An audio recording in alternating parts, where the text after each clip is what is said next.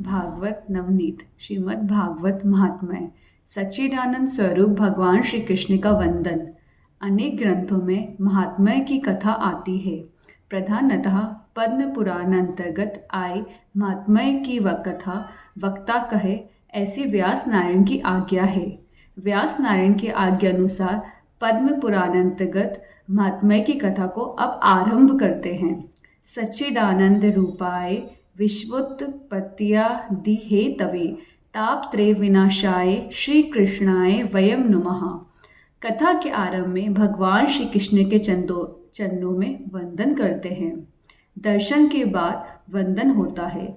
जिसको भगवान का दर्शन नहीं होता है वह किसका वंदन करेगा। अतः मन से दर्शन करो, भगवान के चरणों में भावपूर्वक वंदन करो। कोई भी कार्य आप आरंभ करो तो पहले भगवान के चरणों में वंदन करो। जीव में शक्ति अल्प है, जीव की बुद्धि भी अल्प है। अल्प शक्ति होने पर भी ये जीव शक्ति का विनाश बहुत करता है।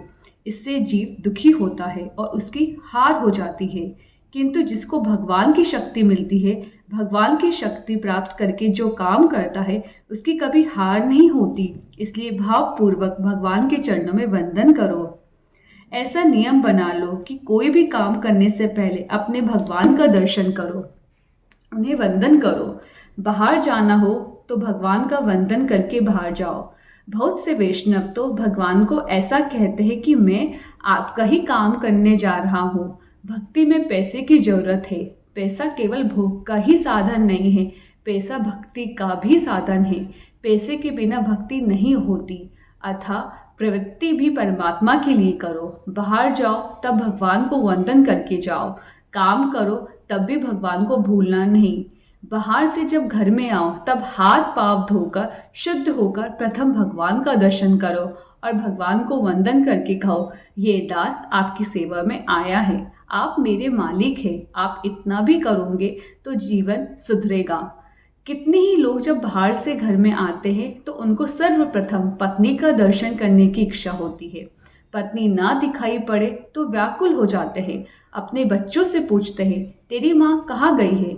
अरे वे क्या कोई भाग जाने वाली थी? आ जाएगी। घर में आकर प्रथम भगवान का दर्शन करो।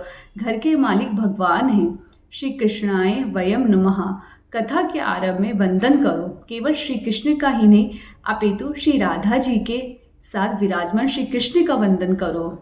सनातन धर्म में शक्ति के साथ परमात्मा की भक्ति होती है। कितने ही ज्ञानी लोग निर्विशेष ब्रह्मा का ध्यान करते हैं, ठीक है, किंतु ब्रह्मा जब शक्ति विशिष्ट होता है तब दया आती है। शक्ति विशिष्ट ब्रह्मा की पूजा होती है।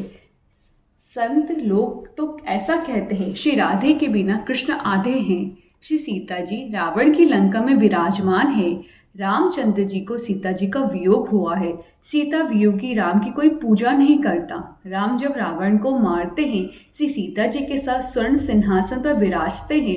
ब्रह्मा जब शक्ति विशिष्ट होता है तभी उसकी पूजा होती है। सनातन धर्म में शक्ति विशिष्ट परमात्मा की पूजा है।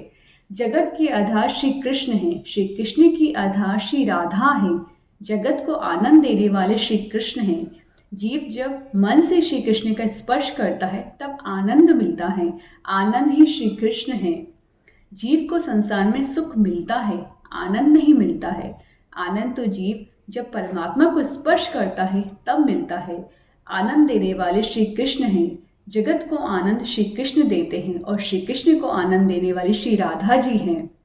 भागवत में ऐसा वर्णन आया है कि श्री कृष्ण को कभी कभी क्रोध आता है।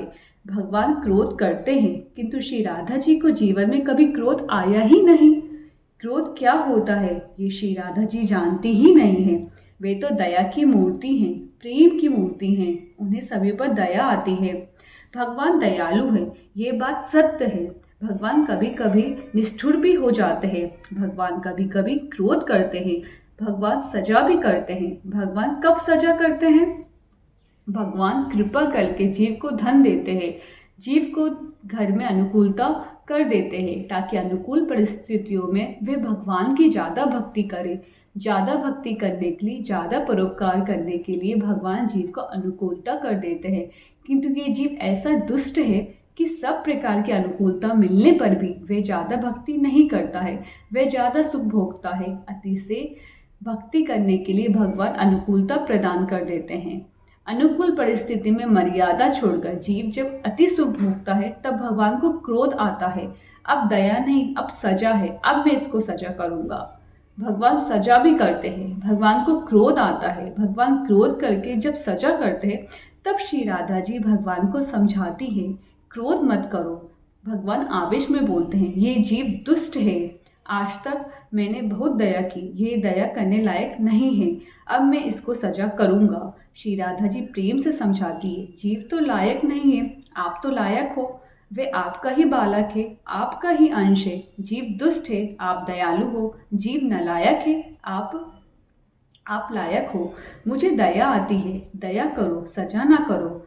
आप उसको सजा करोगे तो वह बहुत दुखी होगा, वह कहाँ जाएगा, अब वह सुधरेगा, अब पाप नहीं करेगा। श्री राधा जी की कृपा बिना जीव भगवान के चरणों में नहीं जा सकता। श्री राधा जी उसके लिए सिफारिश करती हैं। संतों का एक अनुभव है, कभी कभी साधु संतों को भी माया सताती है। माया बंगले में रहने वालों को ही त्रास देती है, ऐसा नहीं है। वन में रहने वाले तपस्वी संतों को भी माया त्रास देने जाती है।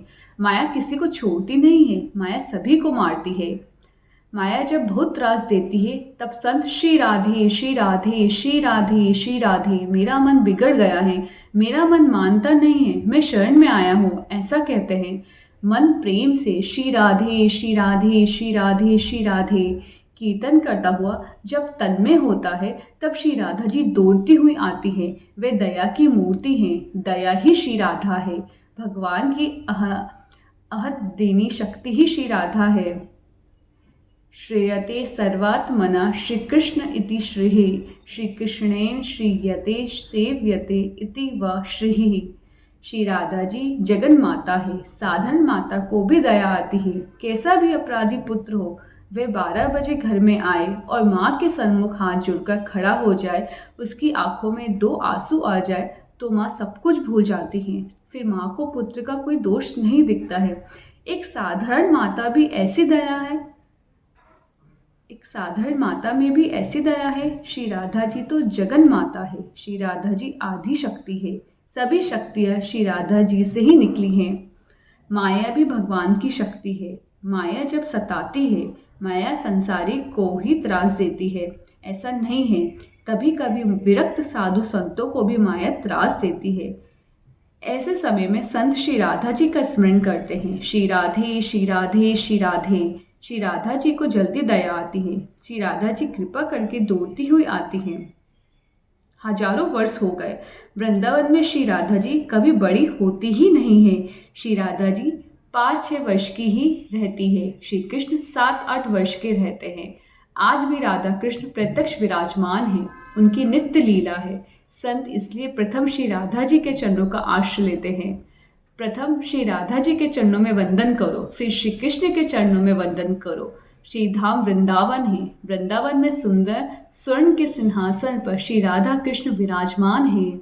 उनकी नित्य लीला है, आज भी विराजमान है। आप मन से दर्शन करो। प्रथम श्री राधा जी के चरणों में वंदन करो, फिर श्री कृष्ण के चरणों में वंदन करो। श्री कृष्णाय वयम नमः।